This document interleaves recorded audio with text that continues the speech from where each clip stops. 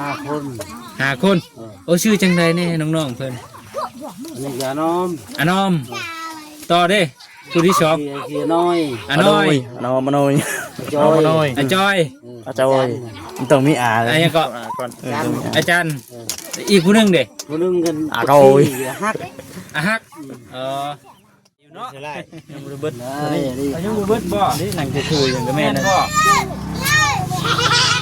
มากันอยู่นี้เนาะแต่ละมื้อนี่มันคือผู้เป็นผัวเรานี่มันขึ้นไปอันทางให้ไว้ปลูกข้าวทางให้สิปลูกข้าวแต่ว่ามื้อนี้ได้ไปบ่มื้อนี้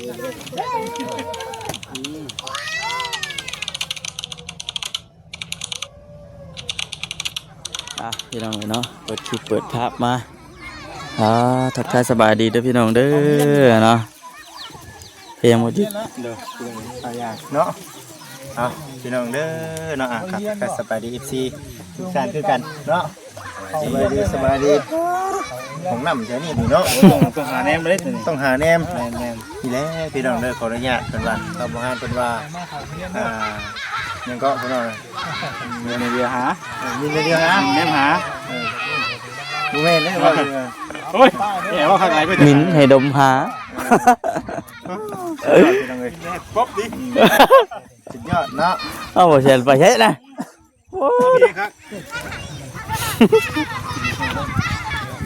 มันต้นมินต้นเดียวนี้มีกี่เดียวฮะพี่น้องคือว่าวด้วยพี่น้องเนี่ยน้องมาเนี่ยกลับมาครอบครัวเพิ่นเนาะเป็นครั้งที่2เมื่อก่อนก็มีทั้งไอเตียงเนาะไอเตียงแน่ไอดีแน่เนาะเป็น100%ได้แน่ได้เข้ามาหานิดหน่อยหลายพี่น้องเนาะมื้อนี้ก็ทั้งบ่คิดเองก็สิได้เข้าไปถามไทยแล้วก็เบิ่งก่อนว่ามื้อนั้นมาบ่ฮอดผัวเด้เพิ่นสิอันเว้าจักขอจักความอยู่บ่เนาะอ้อยมาชวนสบายดีต้มมันนั่นกินแรงบ่นี่เฮ็ดไปช่างอันนี้เราลงมาพี่มันบ่เฮ้ยหันก็ได้ไปเราลูกบดบ่นี่ไปดินี่ก็ได้เนาะมาทำนะดูดูพี่น้องเด้อสบายดีโอ้มื้อนี้อยู่เนาะมื้อนี้เนาะบ่ได้ไปขึ้นภูขึ้นผาบ่มื้อนี้มีขึ้นเฮ็ดให้บ่โอ้ขึ้นไปเฮ็ดให้บ่เฮ็ดให้จื้ออยู่บ่จื้อข่อยอยู่บ่จื้อเด้อมื้อนี้น่ะทั้งเบาแสนเพิ่นพี่น้องเนาะได้เอาถุงชีพเนาะให้ผู้นั้นมันลูกกกบ่ผู้น่ะลูกกกเจ้าบ่ผู้น่ะบ่แม่นเนาะบ่แม่นเป็นผู้มันยังตัวนึงผู้ชายอันบ่ยังตัวนึงลูกเพิ่นนั่นพี่น้องยังตัวนึงสุดยอดจะชื่อว่าจังไรก็อาเบิ่มพี่น้องเนาะลูกจะคน5 คนมีลูก5 คนหัวเราจักภาษาลาวเนาะพ่อเข้าใจเนาะพ่อเข้าใจเนาะพ่อเข้าใจธรรมดาเนาะที่ว่าพ่อว้าวเข้าใจกันแน่เนาะแค่นี้การสื่อสารเนาะยังว่าพ่อได้รู้จักกันแน่เนาะเพิ่นผู้นี้บ่จักหยังเลยถึงที่กับบ่ฮู้เนาะคือเมียเจ้านี่บ่ฮู้เนาะเป็นอะไรอันนี้คือได้มาอยู่แบบนี้ถามมึงถามอีกรอบที่2เนาะผัวเป็นอะไรคือได้มาอยู่แบบนี้อยู่เพื่อนนี่เป็นอะไรอยู่นี่อายเขาอยู่วันตะกี้ดิตะกี้อยู่ไสบ้านช่างโฮมวันเซกันโฮมเป็นนี่ไรคือได้มาอยู่นี่บ้านมาอยู่นี่แค่ไทยบ่มีบอลเห็นให้บ่มีบอลเห็นให้ที่ดินนี่มันไปขายหมดจีนนะจีนเฮ็ดแมนิกประเทศไม่มิกเนาะอยู่บ้านช่างโฮมมา6 ปีปกมาบัดนี้หนีความลำบากมาอยู่พี่ต่ออีกบาทนะอยู่พุ่นกับอยู่พี่อะไรลำบากอยู่พุ่นบ่ลำบาก จักอยู่ ลูกนี่ผู้หญิงเบิดบ่นี่แม่นเบิดบ่ ยิงหมด ปอตัวผู้ล่ะผู้เอื้อยผู้นั้นนั่งเจ็บๆด้วยล่ะผู้นั้นตะกัวน้ำไม่ดอนนะตัว เอาได้เนื้อทอดเลย เพื่อสิได้เห็นน้ำแน่หั่นน่ะผู้หญิงเบิดเนาะ ผู้ชายผู้หนึงเนาะ บ่คือเจ้านี่จักปีก็เจ้าน่ะ อายุเจ้า แม่ ได้50 60 ฮอดบ่ บ่ฮอดหรอก50 60นี่ มัน ประมาณ30ปลายไป 30ปลายเนาะ38ยังเก่งก็ได้เดี๋ยว แต่เพิ่นเฮ็ดเก้าสิบโพนนี่เฮ็ดได้เฮานี่ไปปาดนิ้ว โอ้ เป็นนิ้ว นี่มันลูกเข้าหมด แม่นบ่ เออ ซ้ำคำเจ้าข่อยนี่ลูกซ้ำลูกเจ้าน่ะโอ้ ลูกเขาพอ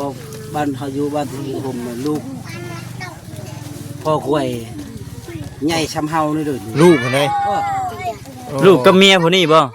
แม่ลูกพ่อกล้วยครับบ้านคูนนี่ จักบ่จิต บ่จักแล้วเนาะผู้เสือดำจักปีก็น้องจักปี เสือดำนะ แม่น ได้8 ปี 8 ปี ตามมาด้วยน้องหยังก็ผู้นี้ แล้วซื้อหยัง นั่นก็ได้4 ปี 4 ปีเนาะเฮ้ยเนาะพากันนั่งขมเมาอยู่พี่น้องเอ้ยเนาะอันนี้คือแกงขี้เหล็กบ่นี่ แกงหยังนี่แม่หยังนี่ ทะลัก ขี้เหล็กเนาะขี้ ขี้ เห เล็ ล็ ก ก คือภาษาลาว ภาษาลาวเอิ้นขี้เหล็กเนาะ ขี้เล็ก ขี้เหล็ก ชาเฮาทะลัก เด็ก แคลก ทะลัก โอ้ยพี่น้องเอ้ยเนาะบัดนี้เป็นจังได๋บัดนี้นอนได้ซะอาณาศาสตร์เชื่อมีอยู่บ่ มีชัดเชื่อนี่เฮานี่ให้นี่ โอ้เอ้ยเอาให้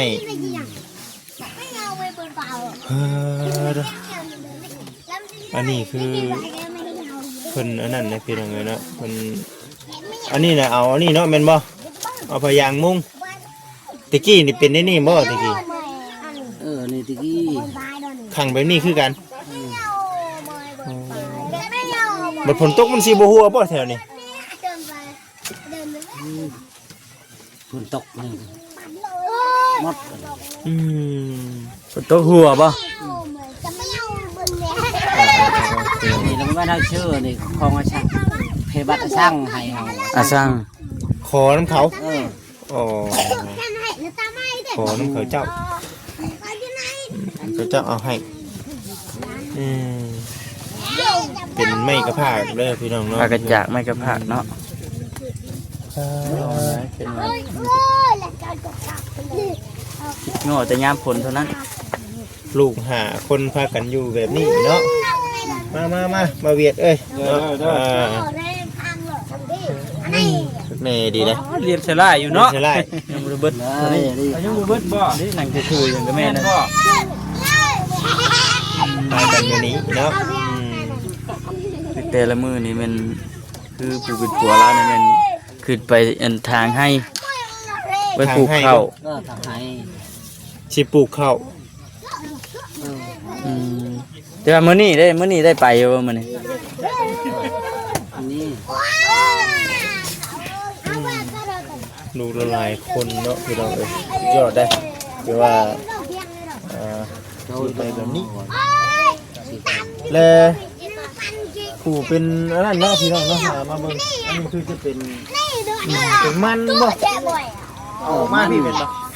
ต้มมันไว้กินบ่ ตุ่มมันนี่เล็กน้อยนี่ตุ่ม ลูกเจ้าต้ม สบายดีเด้อ เอาเป็นเบิ่งบ่ซะดี ได้เอาอันน่ะ อายุแต่ว่าผัวเราอัน บอกจะ พังอันผู้เรื่องอยู่นะ โดยมาจะใช้อ้ายมื้อนี้ มาแต่ให้ มาแต่ให้ มาแต่ทางให้ทางแรกผู้ใดบ่จะปลูกบ่ เด็กน้อยเนาะ เอ้ยนั่นเอ้ย บอกเพิ่น บอกคนไปดีทั้งอื่นด้วย เขาบ่ยังเด็กน้อยอยู่ ฮะ จะตายในในยุบมันยาวนั่นแหละไล่ คือทางให้เพิ่นกลับมาแต่ทางให้ แม่น ถ้ามาตอนเช้าๆนี่แม่นบ่เจอแม่นว่า แต่เช้านี้ อ๋อเข้ามาช่วงเป็นแรงนี่มันเย็นเนาะเพราะว่านี่คือช่วงนี้นะแม่นทางให้ทางสวนเนาะไปนํกันเบิดบ่เอ้ยก็ไปกันบ่ ไปหนึ่งกัน ลูกด้วยใช่ลูกก็ไปนํบ่ ลูกเขาบ้านเรือน ลูกอยู่เฮือนลูก เพื่อน นี่หมอนั่นไปเฮียนให้เขาให้อันเฮียน โอ้ผู้นั้นน่ะเขาเฮียนผู้ใหญ่เห็นบ่ ไปเฮียนเนี่ยเอาเฮียนก็นั่น ผู้ใหญ่เลยแม่นเขาเฮียน เออ กินข้าวกินน้ำกันยังซะมื้อนี้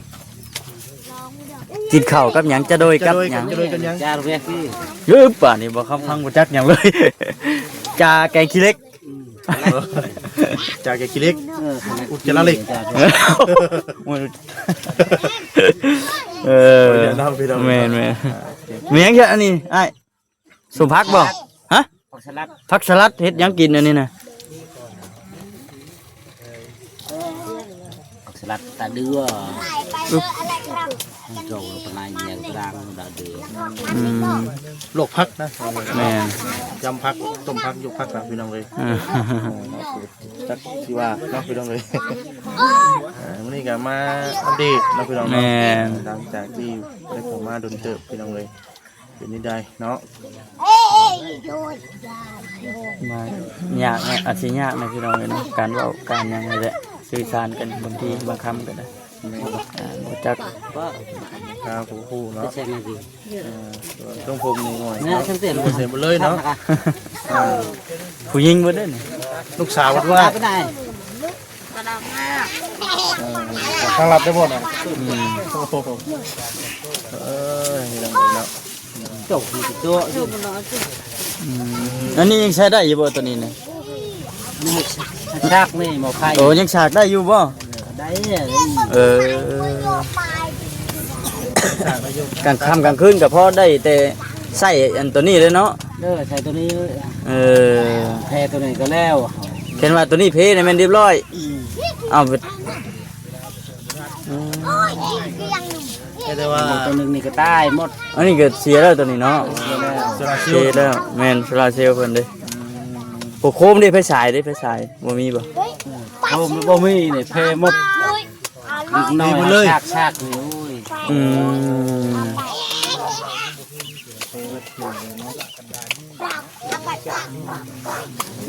คือก็มีเงินไหน ลำบากบ่ลำบาก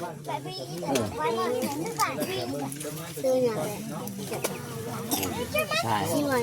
นั่นแหละคงใครใช้เรือ ฮะ คนยังบอกคนไทยนี่ คนไทยช่วยเหลือ คนไทยช่วยเหลือ ไทยชูเนี่ย พระเยซู พระเยซู พระเยซูช่วยเหลือเพิ่นอืมแม่นเอ็ดเบิ่งนี่เด้ มันบ่นี่ ลูกเราก็ ไผสิใหม่หม้อแล้วเนาะ สบายดีเด้อน้องสบายดีทั้ง มานี่ เรียนฉลาดให้คนเข้าแท้นี่ เฮ็ดเรียกบ่เว้ย ขออนุญาตเด้อเนาะ สบายดี ปลายนี่แหละ 35ปีป่ะ 36 37นี่แหละ ประมาณนั้นน่ะคน60ปีมันบ่ซ้ำนี่เด้ 60แล้ว ต้องสัมบาสรีเนาะ6 ปีเนาะ เนาะ บ่ซะนี่นี่20ปีนี่ว่าสมน้อยมาทั้งเอื้อยได้จักปีเลย เราบ่จัก บ่จักคือกันบ่ เราพังบ่จักความลาวเฮา มีแต่อ้ายเราเนี่ยว่าสื่อสารกันพอได้ในนั้นนึง 35หรือ30เนาะประมาณนั้นเนาะมีลูกมีนี่กันจักคนน่ะ 5 คน 5 คนโอ้ชื่อจังไดแน่น้องๆเพิ่น นี่ก็น้อม อานอมต่อเด้ผู้ที่สอง เกียน้อย อาน้อย น้อยมาน้อย จอย น้อย อาจอย อาจารย์มันต้องมีอาเล อัน ย นี้ก็ ก่อน อาจารย์อีกผู้หนึงเด้ คนนึงกัน อาฮักนี่แหละก็ผู้ทำบิดนะ คนหก อานอม น้อง อานอมอาน้อยอาจอย อา อา ดอย จัน อ่ะฮัก อาฮักฮักกวบขาดครึ่งนี่นะอาฮักโอเคแต่ละคนจักปีแหละ ไร 15 ปีมันแมนอยู่บ่ละบัดที่นี่ฮอดบ่10 ปีวัน10 ปีปะ บอส15ได้12 ประมาณนั้นโอเคหวยคือเว่ามีคนอายุหลายแต่ยังหนุ่มยังน้อยแท้เนาะเป็นยังไงแต่เก่ามาคือบ่เห็นกระตูบหลังนี่ตะกี้ไปอยู่ใส่ก็ ลูกนี่ ด้วย เดือนนึง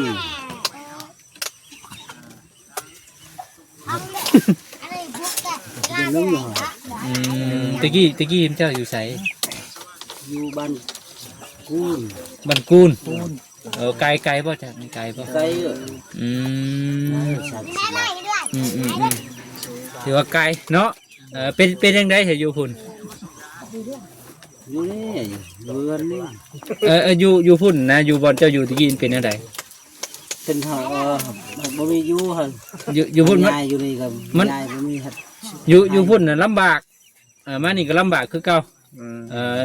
อยู่พุ่นน่ะมันมุ้ยอัน ปากเก่าเนาะ มันมุ้ยแนวเฮ็ดแนวหาก็เลยมานี่มานี่เฮ็ดหยังมานี่เฮ็ดให้บ่เฮ็ดให้ ให้ สวน สวนเนาะกำลังเป็นให้สวนไปหาจ้างบ่ได้หรือว่าใด บ่มีรับจ้างเฮ็ดไห้เฮา เฮ็ดให้ตัวเองบ่ขึ้นไปทางไว้ เฮ็ดให้ แต่ละปีนี่เข้ามันให้จักสอบให้มันบ่หรือให้เขา ตามรุ่นตามข้าวงามแม่ เฮ็ดให้เขา เลย หลายอ่ะ บางปีฮอดบ่20สอบ30สอบ ถึงงามเฮา โอ้ บ่งาม มันก็ถือว่ากุ้มกินเนาะ30สอบเนาะโอ้ถือว่าโอเคนะเด็ดพี่น้องเลยต้มพี่น้องเนาะ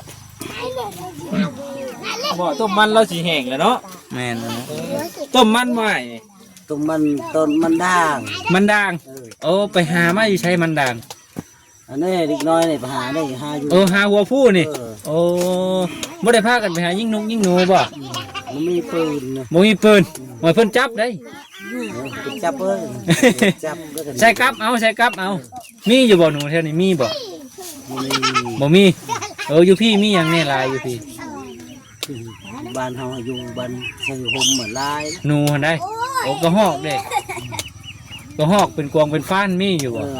ผ่านบ่มี บ่มี มีแต่ฮอกเป็นนก โอ้ร้ายเนาะ เอาได้บ่เนี่ย เฮ็ดอะไรเอาฉันอยู่พุ่น ๆไปพ่วงสิเหี่ยวกันเนาะ แฮวอ่ะ เฮ็ดเหี้ยวเอา เหี่ยว โอ้ได้อยู่บ่ ทน มา เนอะใส่กระ กระทุน คุณ โอ้ถือว่ามีหลายอยู่พุ่นเนาะอยู่นี่แล้วบ่มี มี แต่ว่าตัวหนูนี่มีบ่อยู่นี่มีก็บ่หลายเนาะ บ่หลาย ไปพี่น้องเนาะทางเบ็ดมีแต่ว่าสิจบคลิปก่อนมื้อหน้าเพิ่นได้พี่น้องเนาะจังสิได้พากันเดินทางไปแจกเครื่องแจกของว่าซั่นมื้อนี้นะถือว่าใช้เวลาเดินทางเพื่อมาฮอดเซโปนก็ถือว่าโอ้เติบหนึงพี่น้องเนาะของก็ยังเต็มกระบะรถอยู่ยังบ่ทันได้แจกดอกพี่น้องเนาะอันนี้คือเฮาเดินทางเข้ามาตั้งใจเดินทางเข้ามาหาครอบครัวของน้องหนอมบ่น้องอานอมนี่แหละมาเยี่ยมมายามเบิ่งนะชุดก่อนนึงก็ทางบ่เตียงบ่รีเพิ่นเข้ามาถามไทยบัดนี้มีแต่ว่าเฮาก็สิพากันกลับบัดกลับหม่องพักหม่องเช้าพุ่นแหละมื้อเช้าจังสิได้พากันเดินทางไปอีกหมู่บ้านที่ว่าเฮาสิแจกเครื่องมาพี่น้องเนาะไปโอเคจังไดก็อยู่ดีมีแฮงพี่น้องเอ้ยฝากติดตามเบิ่งไปนํกันสบายดี